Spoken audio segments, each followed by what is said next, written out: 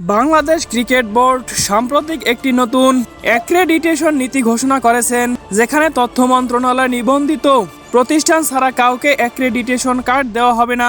ফলে স্বাভাবিকভাবেই স্টেডিয়াম ও অফিসিয়াল ইভেন্টে ইউটিউবার ও স্বাধীন কন্টেন্ট ক্রিয়েটরদের প্রবেশ কার্যত বন্ধ হয়ে গেছে। কেন এই সিদ্ধান্ত? খেলার শুরুর মাত্র 7 ঘন্টা আগে এই নীতি ঘোষণা করা হয়, যা নিয়ে ইতিমধ্যে ক্রীড়া সাংবাদিকদের সংগঠন বিএসপিএ প্রতিবাদ জানিয়েছে। বোর্ডের এই সিদ্ধান্তের পিছনে মূল যুক্তি হিসাবে দাঁড় করানো হচ্ছে অসংগঠিত ও অননুমোদিত কাভারেজ নিয়ন্ত্রণ এবং ক্রিকেটারদের জন্য একটি নিয়ন্ত্রিত পরিবেশ তৈরি করা।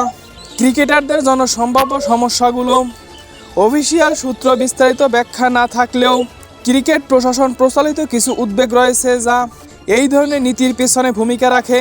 অতিরিক্ত ক্যামেরা ও অননুমোদিত সাক্ষাৎকার, ম্যাচ বা অনুশীলনের সময় হঠাৎ করে ক্যামেরা বা লাইভ সম্প্রচার ক্রিকেটারদের মনোযোগ নষ্ট করতে পারে।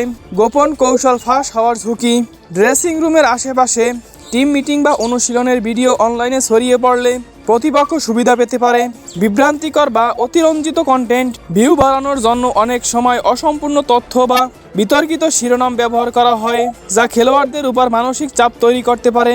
নিরাপত্তা ও শৃঙ্খলা বিষয়ে সমালোচকদের মতে ডিজিটাল যুগে কন্টেন্ট ক্রিয়েটররা ক্রিকেটের জনপ্রিয়তা বাড়াতে বড় ভূমিকা রাখছে, তাই সম্পূর্ণ নিষেধাজ্ঞা না দিয়ে একটি নিয়ন্ত্রিত বা আলাদা ক্যাটাগরি অনুমতি দেওয়া যেতে পারে। অন্যদিকে বোর্ড হয়তো মনে করেছে প্রথমে শৃঙ্খলা তারপরে প্রসার।